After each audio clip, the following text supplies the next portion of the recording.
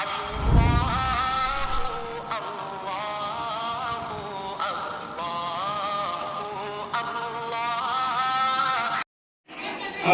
لله وكفى السلام على عباده الذين اصطفى أما بعد أعوذ بالله من الشيطان الرجيم بسم الله الرحمن الرحيم إن تنصروا الله ينصركم ويثبت أقدامكم معزز سامعین کرام، دور دراز سے آئے ہوئے مہمان اور علاقے گاؤں کے تمامی حضرات، اللہ کے گھر میں ایک مقدس پروگرام سن رہے ہیں جو دل سے ہی بچوں نے اس کو آباد کر رکھا ہے۔ قرآن کیا ہے، قرآن کی عظمت کیا ہے اور اسے پڑھنے میں کیا ہے، ساری باتیں آپ اللہ کے رحم سے سن رہے ہیں۔ تو میرے بھائیوں اور محترم بزرگوں، میں نے ایک آیت إِن تَنْصُرُوا اللَّهَ، اگر تم اللہ کے دین کی مدد کرو گے، اللہ تعالیٰ تمہاری مدد کرے گا، تمہاری مدد کرے گا اللہ کا کہ تم میرے دین کی مدد کرو گے، اللہ تمہاری مدد کرے گا۔ اب اس آیت پہ جس کا ڈھنور یقین ہوگا تو وہی کہہ سکتا ہے خدا کرانی مدد ہوگی نہیں۔ میں دین کا مدد کر رہے ہیں تو بالکل صحیح ہے کہ اللہ کی مدد آپ کے ساتھ ہے، تو اسی لیے ہمیں یقین رکھنا ہے کہ اللہ کی مدد ہمارے ساتھ ہے جب ہم دین کی مدد کر رہے ہیں، صرف ایک ہی لفظ نہیں۔ وَيُثَبِّتْ أَقْدَامَكُمْ، اور تمہارے قدموں کو دین پر جما کے دے، یہ بھی بات ہے۔ تو دین کی نصرت کے لیے اللہ پاک جس کو چنتا ہے اس کا نام تو روشن ہو جاتا ہے۔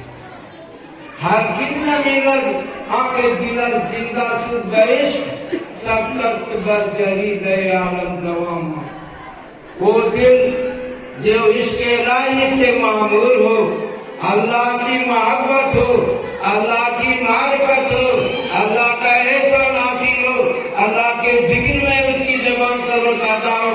جو کوئی عربی کے شاعر نے کہا تھا، خیالوں کا بھی نظری و ذکروں کا بھی پھگی و مسوا کا بھی نلبی فائنہ تجیبو، کہ جس کا خیال ہمارے دماغ میں گھومتا ہے اور جس کا ذکر میری زبان کر رہا ہے اور جس کو میں نے دل میں اس کو بسا کے رکھا ہے، فائدہ تجیبو، تو کہاں بھاگ جائے۔ تو اس نے تو اپنے لوگوں کی تعریف میں کہا تھا، لیکن اللہ کے ساتھ میں اگر ہمارا بھی ایسا ہی سلسلہ ہو کہ ہمیں ہر وقت جسم آیا ہے جس دن سے نظروں میں تو جدھر دیکھتا ہوں ادھر تو ہے، تو دماغ میں دل میں اگر اس کا خیال بچ جائے تو سمجھ ہر جگہ جائے، سمجھ میں آئے گا کہ اللہ ہر جگہ موجود ہے۔ اور نظام الدین اولیاء رحمۃ اللہ علیہ کے ایک خلیفہ امیر خسرو گزرے ہیں، اس کا فارسی میں تصویر پڑھتے تھے، آجاہاں ایجاہاں، آجاہاں ایجاہاں۔ اس کا مطلب یہ تھا کہ جہاں دماغ جاتا تھا اس کا حیدرآباد دماغ گیا تو حیدرآباد نہیں گیا تھا، جہاز کے کام بیٹھے تو یہاں بھی اللہ ایک ہی ہے۔ تو آجاہاں ایجاہاں، مکے میں جہاں گیا وہاں بھی اللہ ہے، یہاں بیٹھے تو یہاں بھی اللہ۔ تو یہ ان کی تصویر تھی، آجاہاں ایجاہاں، آجاہاں ایجاہاں۔ اب کہاں بھٹکائے گا دیوم کو، کہتا دیوم نہیں جانتا، آپ نے دیو جمانے کا محنت کہاں سیکھا ہے؟ تو بزرگان دین کے خدمت میں آپ جائیں گے تو دیو جمانے کا طریقہ سکھائے۔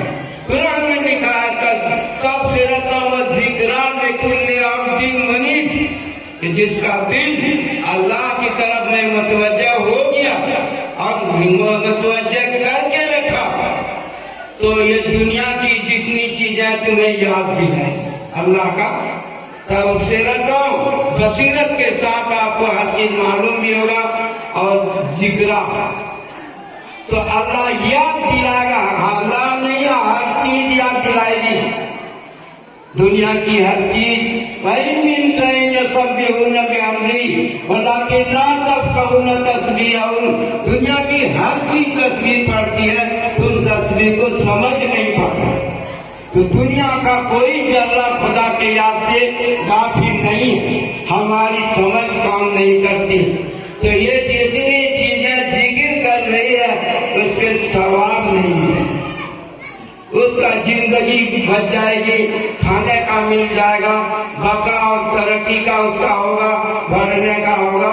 ثواب تو اور جیسا میرے کائنات محمد مصطفیٰ صلی اللہ علیہ وسلم کے اوپر اور کلمہ پڑھا لا الہ الا اللہ محمد اسلام، جو مسلمان ہوا ایمان والا ہے ان کے لیے ثواب.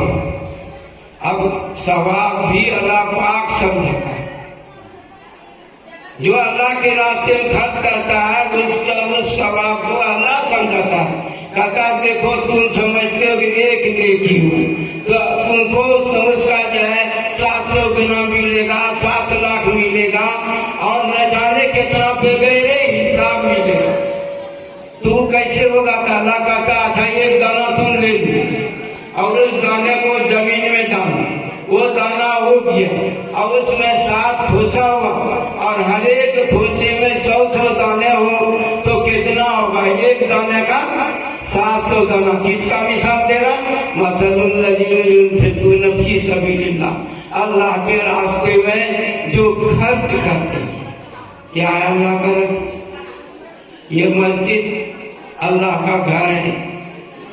وہ اپنے گھر کو کس سے بنوائے گا وہ اللہ بہتر جانتا ہے. ہم سمجھتے میرے گاؤں کا مسجد ہے، گاؤں والے پر ضروری ہے کہ وہ خود بنائے، لیکن نہیں. یہ یہاں کے سہولت کے استعمال میں ہے. اللہ کا گھر ہے، کوئی بھی کہیں جا کے نماز پڑھ رہا ہے، پڑھتا ہے اور پڑھتا رہے گا. تو اس کی اعانت کے لیے اللہ پاک نے حیدرآباد کے لوگوں کو چنا. ہم پرسوں حیدرآباد کی زبان میں بول رہے ہیں کہ پرسوں حیدرآباد جانے کا اتفاق ہوا تھا. اسٹیشن سے اتر کر کے جب وہ آٹو والے لے جا رہے تھے، میں کہا قطب شاہی مسجد میں جانا ہے. مجھے نہیں معلوم تھا کہ قطب شاہی ایک ہی مسجد حیدرآباد میں تو کسی نے جانے مساجد ہے. کون سا قطب شاہی تھا میرا عجیب سمجھ میں. کون سا قطب شاہی؟ قطب شاہی تو مسجد ہی تھی. تو مجھے سمجھ میں گیا. اب جب وہ ڈرنے لگے اس نے ایک عجیب بات کہا دی جو میں زبان پہ اب نہیں کر سکتا. تو اس کی جگہ پر آنے والے مہمان کے بارے میں صرف ایک لفظ کہتے ہیں کہ حیدرآبادی نام ہوگا بھی. کیا کرے گا بھائی؟ حیدرآبادی نام ہوگا بھی. بولے جی حیدرآبادی نام ہوگا بھی.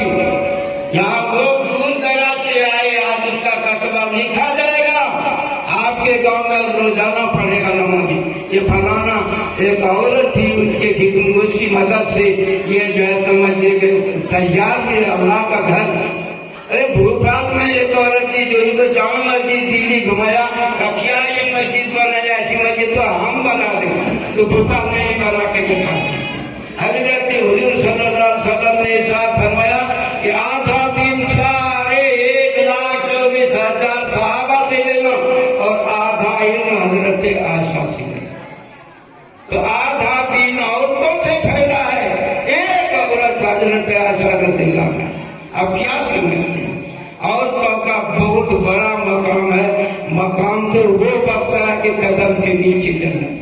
تو میرے بھائی اور محترم بزرگوں، عورتیں اگر دین پر آتی ہیں تو ایسا کارنامہ انجام دیتی ہے کہ مرد اس کا مقابلہ نہیں کر سکتا. ہر لائن میں ملے گا آپ کو ان کی خدمات. تو میں یہ کہنا چاہ رہا تھا کہ دیکھیے اللہ نے کیسے دل میں بات ڈالا اور اتنے دور سے یہاں آ کر کے مسجد کی تعمیر کے لیے دعا کرا رہے ہیں، فکر کر رہے ہیں. تو اللہ تعالیٰ نے وعدہ کیا کہ میں مدد کروں گا جو میرے دین کی. اس میں قرآن پڑھا جائے گا. ابھی تو 3-4 گھنٹے سے آپ یہی کر رہے تھے قرآن سیکھنے. اب ساری جگہ کی چیزیں دعائیں دیں گی. تو جن کو اتنی دعائیں ملتی ہوں تو پھر اس کے مقام کا کیا ہونا؟ اللہ کی مدد اس کے ساتھ ہے. اس لیے میرے بھائیوں محترم بزرگوں، جو بھی مسجد کو تعمیر میں حصہ لے گا اللہ اس کو جنت کے ان کے بدلے اللہ تعالیٰ جنت میں گھر کا۔ اب یہ پیسے جو ہے ایک آدمی دیتا ہے اللہ کے راستے میں، اس کو پہنچانے میں، جگہ تک پہنچانے میں اگر 10,000 آدمی بھی بیچ میں واسطہ بنے تو جتنا دینے والوں کو ملے گا اتنا یہ یہاں پہنچانے والے کو ملے گا۔ اب کیا سمجھتے ہیں دین کے بارے میں؟ جو محنت کر رہا ہے تو چندہ کرنے والا یہ گھٹیا آدمی ہے، سفیر ہے، جو گھوم پھر رہا نہیں، اسے بھی سوال ملے۔ ہاں فرق یہ ہے کہ جس نے دیا وہ اصل ہے اور جتنے لوگ اس کو پہنچانے میں لگے یہ اس کے طوفان میں ملا۔ اسی طریقے سے ہر کام میں آپ دیکھیں گے منظر لگی بجلی کون ہے؟ ہم سے سفارش کرنے والا کون ہے؟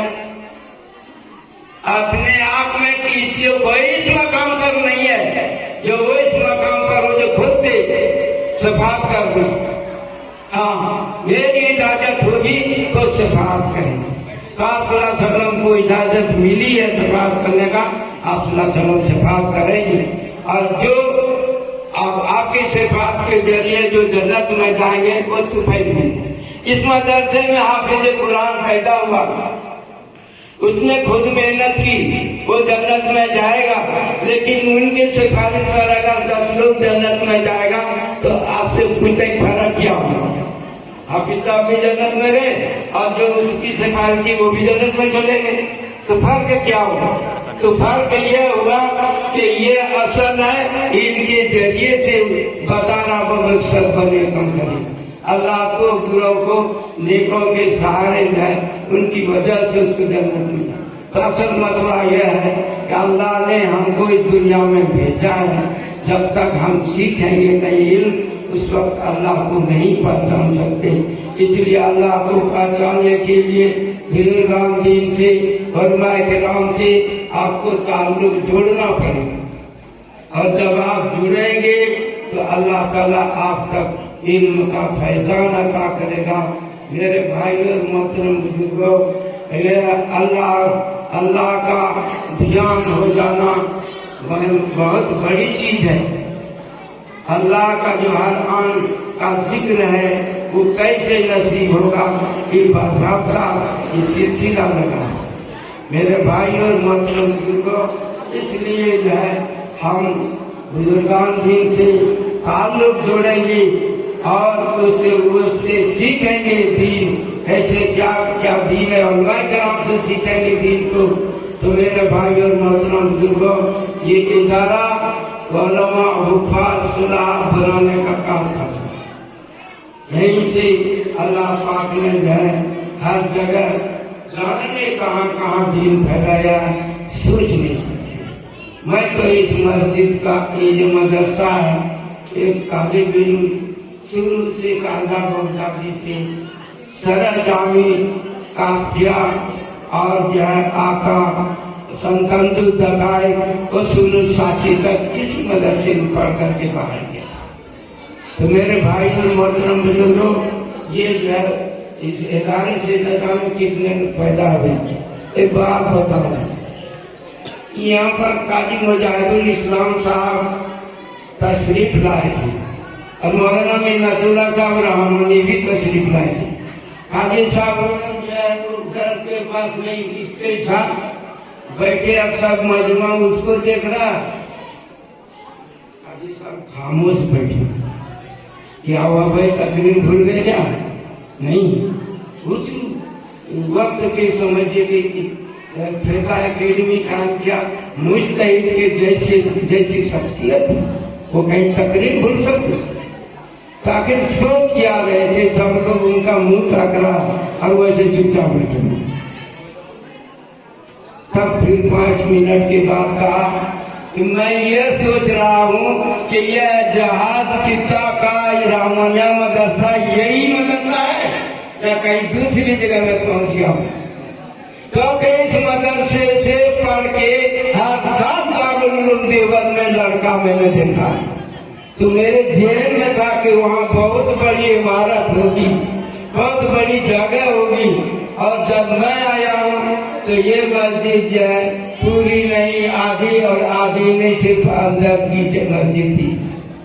اور پھر اس کے بعد ایک میٹنگ ہوا تھا تو ہم نے کہا تھا ناموار چھت برسات میں پانی ٹپکتا ہے، ناموار چھت برسات میں پانی ٹپکتا ہے، جو بارش زوراور ہو تو سب بھی بھیگ جاتا ہے، تو اس تعمیر مسجد کو تم چندہ دیا کریو، غلامی کا تقاضا ہے کہ آقا کی ثنا کیجیے۔ قافلہ سلف کے سب کے گھر میں جہاں تجویز ہوتی ہے، اللہ کی مرضی ہوتی ہے، وہاں مسجد قائم ہے۔ آج یہ مسجد ڈبل ہے اور اندر باہر بھی بنا ہوا، اتنے سارے لوگ اس میں بیٹھے ہوئے ہیں، اور پھر الحمدللہ اللہ نے ان لوگوں کو بھیجا ہے جو ادھر بھی پورا بنا کر کے ٹھیک کون کر رہا ہے؟